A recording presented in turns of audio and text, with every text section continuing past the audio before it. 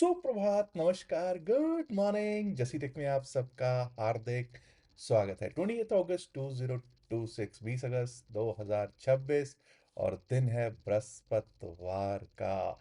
बृहस्पतिवार को यानी कि होती है बीएससी सेंसेक्स की एक्सपायरी। सेंसेक्स की एक्सपायरी पर बात करें, लेकिन उससे पहले किसी को याद है कि पिछले हफ्ते क्या हुआ था? सेंसेक्स की एक्सपायरी में एक ऐसी कॉल थी जो कहीं 2 रुपए के आसपास, 3 रुपए के आसपास चल रही थी, लेकिन जब उसकी क्लोजिंग हुई तो वो क्लोज 80 रुपए पर हो रही थी, 79-80 रुपीज के आसपास हो रही थी। और तब भी हमने कहा था कि भाई देखो, ये है कैश का कमाल, CAS सिस्टम का कमाल। लेकिन अब सेबी ने पकड़ लिए हैं वहां उसमें जो खेला करने वाले थे। ठीक है, कुछ जुर्माना भी लगाया है, लेकिन क्या उस जुर्माना लगाने से रिटेल का जो गया पैसा है वो वापस आ जाएगा? सेबी ने दो एंटिटीज, जेपी मॉर्गन एंटिटी और मानसी शेयर के ऊपर सीएस मैनिपुलेशन का एलिज किया है और स्लैप किया है 3.68 करोड़, 3.68 करोड़ का इम्पाउंडिंग ऑर्डर लगाया है। ऑर्डर में क्या कहा गया है, पहले तो ये जान लीजिए कि ऑर्डर में ये कहा गया है कि तीन शार्प मूवमेंट्स आई थी सेंसेक्स के इंडिकेटिव इक्विलिब्रियम प्राइस में, आईईपी में, 320 से 330 की जो कैश विंडो है उसमें। एक मूवमेंट थी 362 पॉइंट, 362.02 की, 132.67 पॉइंट्स का दूसरा था, और एक था 405.08, जो कि 2 सेकंड से लेकर 28 सेकंड के बीच तक ये खेला किया गया। और जो सेंसेक्स था, ये उस दिन क्लोज हुआ था 78,080 पे। इसीलिए मैंने कहा कि 78,000 की कॉल 80 रुपीज पे क्लोज हो रही थी, जो शायद 2 रुपए के आसपास चल रही थी जब सीएस से पहले। 240 पॉइंट ऊपर था। It was higher than the level से बी कैलकुलेटेड, बिकॉज जब आप कंपेयर करोगे निफ्टी 50 की मूवमेंट से, तो ऐसा लग रहा था सेंसेक्स 240 पॉइंट ऊपर चल रहा है। और वो जो खेला किया गया, वो खेला किसने किया, उस आपके सामने है। वो कहते हैं कि भाई, Coptel Mauritius was responsible for a substantial aggressive portion of aggressive buy orders during the upward movement. 99.91% of buy orders लगे थे ड्यूरिंग 1-2 सेकंड के पीरियड में। 96.09 लगे दूसरे उसमें, जबकि 85.21% के ऑर्डर्स एक सेपरेट पीरियड में लगाए गए। तो ये समझ लीजिए, ये 3% सीलिंग वाली जो कहानी थी, मतलब अब मोटा मोटा ये है कि भाई मैंने यहाँ पर ये बताने की कोशिश की है सेबी ने कि भाई हाँ, सीएस सिस्टम में गड़बड़ हुई थी, और उसका नुकसान किसने किया? उसका नुकसान जो हुआ वो हुआ रिटेल को। अब 3.68 करोड़ का इम्पाउंडिंग है। कोई बहुत बड़ा ऑर्डर है क्या 3.68 करोड़ का? पता नहीं कितने करोड़ का तो इन्होंने नुकसान करवाया होगा रिटेल का। क्या सिर्फ 3.68 करोड़ का ही नुकसान हुआ होगा रिटेल का? मतलब अल्टीमेटली चाहे कोई कुछ भी कहे, मरना तो रिटेल को ही है इस मार्केट में। चलिए खैर, जो हो रहा है वो आपके सामने है। लेकिन इंडिया विक्स की स्थितियां बहुत ज़्यादा खराब हैं। 11.32 पर इंडिया विक्स चलता हुआ हमको दिखाई दे रहा है। एफआईआईज और डीआईआईज की अगर बात की जाए, तो कल एफआईआईज 407.99 करोड़, 407.99 करोड़ के कैश में नेट बायर्स बन के बैठे हुए दिखाई पड़ रहे हैं। डीआईआईज कहाँ कम है साहब, 3,973.72 करोड़, 3,973.72 करोड़ के कैश में नेट बाय में डीआईआईज भी, घरेलू संस्थागत निवेशक भी बैठे हुए दिखाई पड़ रहे हैं। अब कई लोग हमारे दोस्त ऐसे होंगे जो कहेंगे फिर तो यार अच्छा है, कल तो कैश में दोनों नेट बायर्स हैं, लेकिन फिर भी मार्केट ऊपर क्यों नहीं गई? फिर भी 24,000 बड़ी मुश्किल से बचा कल।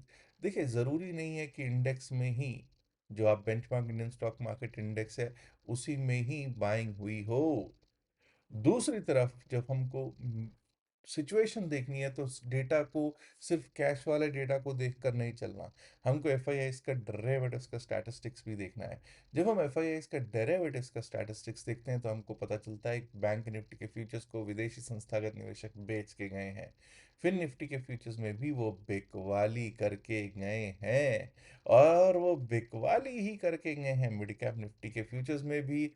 और निफ्टी 50 के फ्यूचर्स में कौन सा खरीदारी करके गए हैं? जी नहीं, वहां पर भी वो बेच कर ही गए हैं, बेच कर ही गए हैं और बेच कर ही गए दिखाई पड़ते हैं। तो आज सेंसेक्स की एक्सपायरी है, और दूसरा सवाल मेरा फिर से आज यही है कि क्या आज 24,000 बच पाएगा, या आज हम 24,000 के नीचे जाते हुए क्लोज करेंगे? चलिए लेकिन एक बार को देखते हैं बीएसई सेंसेक्स की क्या है कहानी।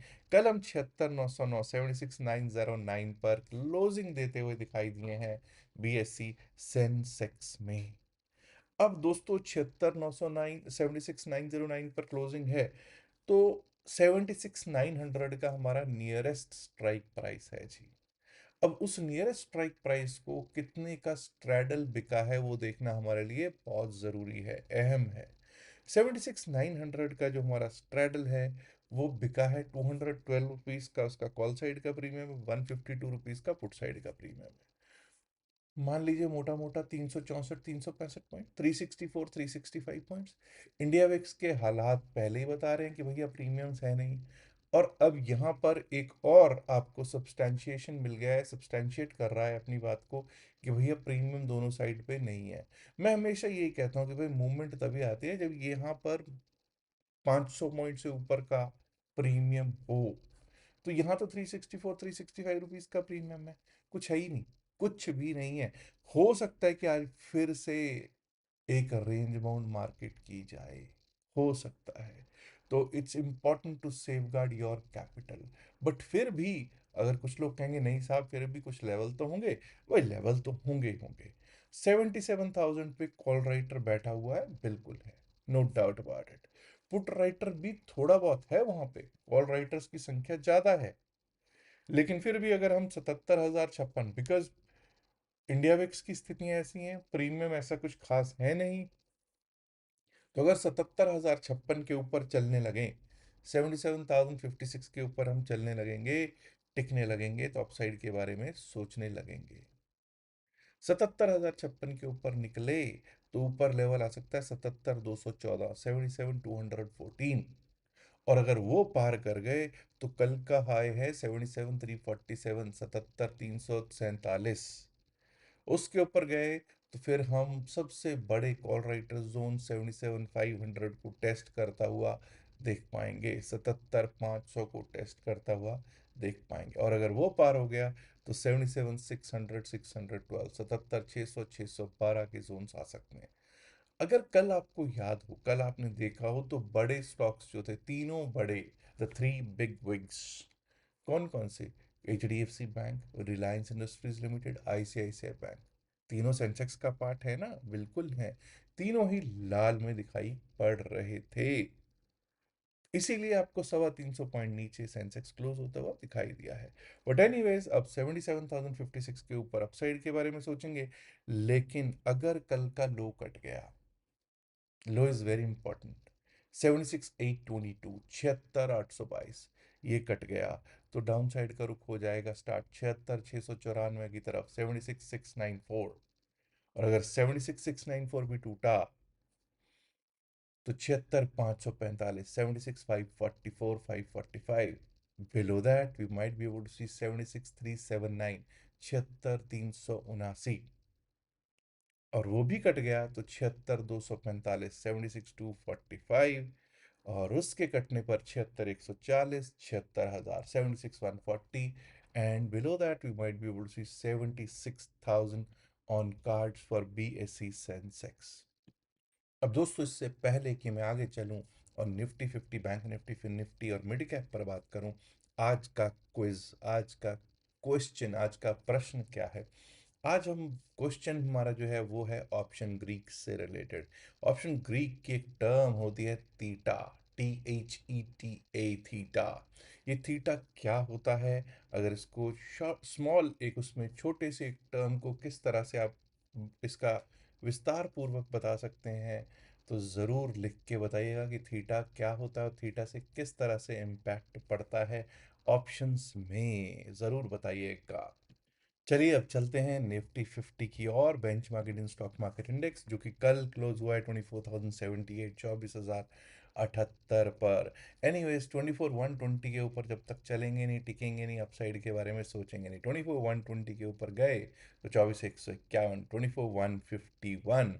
above that we might be able to see 24,193, 24,193। और अगर वो भी क्रॉस कर गया तो 24,234, 235, 24,234, 235 तक के लेवल्स अपसाइड में देखने को प्राप्त हो सकते हैं। ऑन द डाउन साइड कल का लो इंपॉर्टेंट है 24,025। अब लोग कहेंगे साहब 24,025 टूट भी गया तो 24,000 पे अच्छा सपोर्ट है ना, ऐसा नजर तो नहीं आ रहा। अगर 24,000 टूटता है तो मुझे लगता है कि 23,980, 23,981 एक बार को दिख सकता है, 23,980, 981 का लेवल दिख सकता है। और अगर वो भी टूटा तो 23,933, 23,933। Below that we might be able to see 23,891, 23,891। और अगर वो भी टूट गया तो 23,851, 23,850, 51 का लेवल निफ्टी 50 दिखा सकता है जी।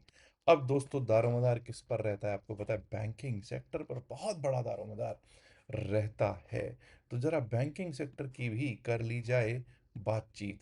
कल बैंकिंग सेक्टर 57,239 पर क्लोज हुआ है, 57,239। 57,001 का कल का लो था, 57,000 ने सपोर्ट दिया। अगर 57,000 टूटा तो सोचिए क्या होगा। एनीवेज पहले डाउन साइड की ही बात करेंगे बैंक निफ्टी में। 57,001 येस्टरडेज लो अगर वो कट जाता है तो 56,899, 56,899, 898 का लेवल दिख सकता है। अगर वहां से वो टूटा तो ये समझ जाइएगा कि बहुत तेजी से डाउन साइड का रुख दिख सकता है, जो कि हमको त्राहिमाम त्राहिमाम मचा सकता है, लेकर जा सकता है 56,684 की तरफ, 56,680, 684 की तरफ। Below that we might be able to see 56,514, 56,514 का लेवल दिख सकता है। सपोर्ट 56,500, 514 पे ठीक ठाक नजर आता है। अपसाइड की अगर बात की जाए तो जब तक कल का हाई ना टूटे अपसाइड पे 57,356, माफ कीजिए 57,356 के ऊपर चलेंगे टिकेंगे तभी अपसाइड के बारे में सोचेंगे। 57,495, 57,500, 57,495, 57,500 का लेवल दिख सकता है। उसके ऊपर निकले तो 57,604, 57,604, 57,715, 57,715 तक के लेवल्स निफ्टी बैंक दिखाने में सक्षम होगा। अब बात कर लेते हैं फिन निफ्टी की भी। फिन निफ्टी की जब हम बात करते हैं तो कल का हाई 26,129, 26,129 है। इसके ऊपर चलेंगे टिकेंगे तभी अपसाइड के बारे में सोचेंगे। उसके ऊपर लेवल आ सकता है 26,201 का, 26,200, 201। Above that we might be able to see 26,252, 26,252। और वो भी पार हुआ तो 26,303 का लेवल दिखाई पड़ सकता है जी। वहीं कल का लो अगर टूटता है 25,936, 25,936 टूटा तो 25,870, 25,870। उसके नीचे गए तो 25,800, 806, 25,800, 806 के लेवल्स निफ्टी फिन सर्विस दिखा सकता है। चलिए निफ्टी मिड कैप पर भी कर लेते हैं बातचीत। मिड कैप निफ्टी की जब हम बात करते हैं तो जब तक 14,885, 14,885 येस्टरडेज हाई जो नहीं अपसाइड के लिए काटते, उसके ऊपर नहीं चलते, नहीं टिकते, अपसाइड पे बारे में नहीं सोचेंगे। 14,915, 14,915 उसके ऊपर का लेवल है। और अगर वो भी पार हुआ तो 14,945, 14,945। Above that we might be able to see 14,980, 14,980 का लेवल दिखाई पड़ सकता है जी। वो पार हुआ तो 15,000 तक को स्ट्राइक करने के लिए निफ्टी मिड कैप जा सकता है। But will it go, that's a big question. Anyways अगर कल का लो हम ले लें वो है 14,785, जब तक उसके नीचे नहीं जाते डाउन साइड के बारे में नहीं सोचेंगे। इतना याद रखिएगा 14,785, 14,785 might today act as a good support और वहां से दोबारा बाउंस भी आ सकता है। लेकिन अगर 14,785 कट जाता है 14,754, 14,754। और अगर वो भी कट गया तो 14,731, 14,731। And below that we might be able to see 14,700, 705, 14,700, 14,705 के लेवल्स दिखाई दे सकते हैं निफ्टी मिड कैप सिलेक्ट में। अब हमारे कई दोस्त ऐसे होंगे जो कहेंगे कि साहब जो पिछले हफ्ते हुआ आज नहीं हो सकता क्या? देखिए भाई, होने को कुछ भी हो सकता है। क्या आपको लगता है कि ये जो जिसको कहते हैं ना फाइन लगाया है, दो एंटिटीज को एक तरह से कहा है कि भाई तुमको बाहर बैठना है, तुम मार्केट में काम नहीं कर सकते, या फिर जो फाइन लगाया वो इतना है कि नुकसान मतलब लोगों के नुकसान की भरपाई कर सके? अंततः मरा कौन? अंततः इसमें खत्म कौन हुआ? रिटेल खत्म हुआ। रिटेल खत्म हुआ ना। तो क्या, अगर जो फाइन लगा भी दिया, क्या सेबी जो रिटेल है उसको कुछ पैसा देगी? नहीं देगी।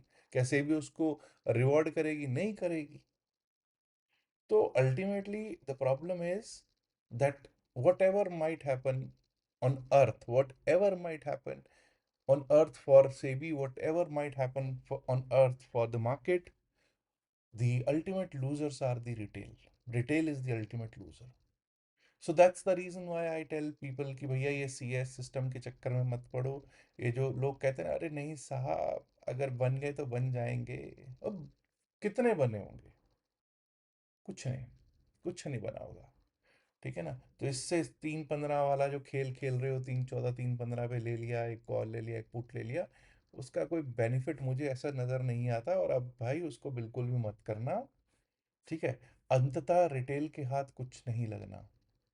अंततः रिटेल के हाथ कुछ नहीं लगना। और इंडिया विक्स के हालात आपको 11.35 पे दिखाई दिए। सिचुएशन क्या है वो आपको पता ही है। और अगर ऐसी सिचुएशन है तो फिर से रेंज बाउंड डे हो सकता है। फिर से रेंज बाउंड डे हो सकता का ये नहीं कि हो ही जाएगा। क्योंकि जब आपको मालूम है कि जब प्रीमियम कम होंगे तो बंदा सेल करने से भी डरता है। ये नहीं कि सेलर्स को कुछ बन रहा है ना, सेलर्स सेलर्स के लिए टफ हो जाता है सिचुएशन उस दिन जिस दिन प्रीमियम्स कम हो पहले ही। क्योंकि उनको पता है कि कोई शॉर्ट कवरिंग मूव, कोई लॉन्ग अनवाइंडिंग मूव कभी भी आ सकता है। अगर आ गया तो उनका कितना नुकसान हो सकता है सोचो। या फिर ये सोचो कि जिसने उस दिन पिछले थर्सडे को कॉल बेची होगी लास्ट में जाके, कोई 2 रुपए 3 रुपए की कॉल के हिसाब से बेच के बैठा होगा कि चल यार ये 2 रुपए अपनी जेब में डालूंगा।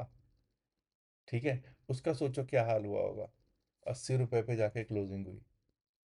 हाँ, पुट वालों को, जिसने पुट खरीद रखी थी, जिसने पुट खरीद रखी होगी कि 78,000 पे पुट की पुट खरीद रखी है, कोई नहीं, 77,900 की पुट खरीद रखी है, कोई बात नहीं, देख लेंगे, कुछ ना कुछ तो दे देगी। उनका तो बाजा ही बजवा दिया। तो इसलिए ये सीए सिस्टम से थोड़ा सा अभी दूरी बनाए रखो। समझने की ज़्यादा इस मैं कई बार मैं बोल चुका हूँ भाई, मेरी समझ से बाहर है।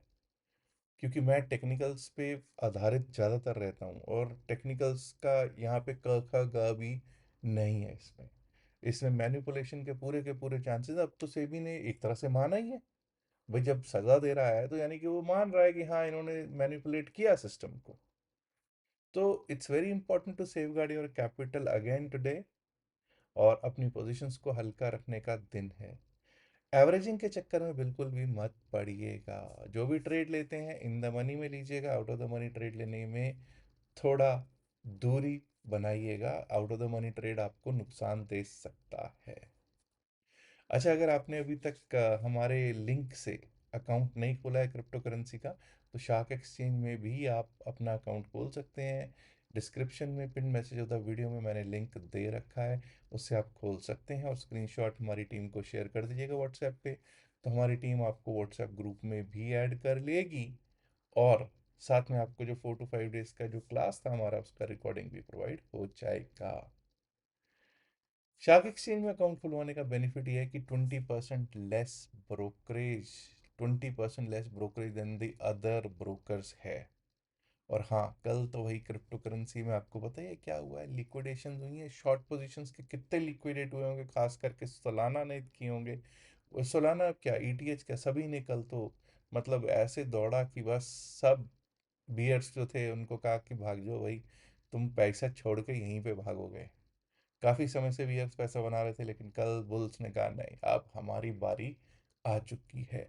मैं आशा करूंगा कि ये बुलिश हो जाए, क्रिप्टो अच्छा खासा ये भी चले, पैसा लोगों को बनता रहे।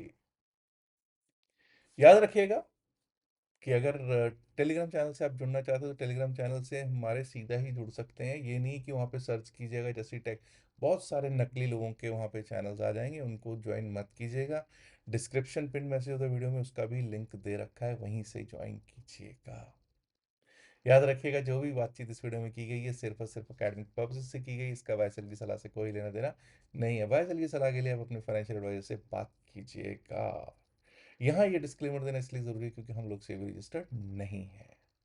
लास्ट में एक गुजारिश है, एक इल्तिजा है, एक रिक्वेस्ट है कि इस वीडियो को लाइक करें, शेयर करें इस वीडियो को अपने दोस्तों के साथ ज़्यादा से ज़्यादा संख्या में। एंड माय डियर फ्रेंड्स, अगर आपने अभी तक जैसी टेक चैनल को सब्सक्राइब नहीं किया है, देर किस बात की, सब्सक्राइब करना तो बनता है ना दोस्तों। शुक्रिया, नमस्कार, धन्यवाद, गुड लक, बाय बाय।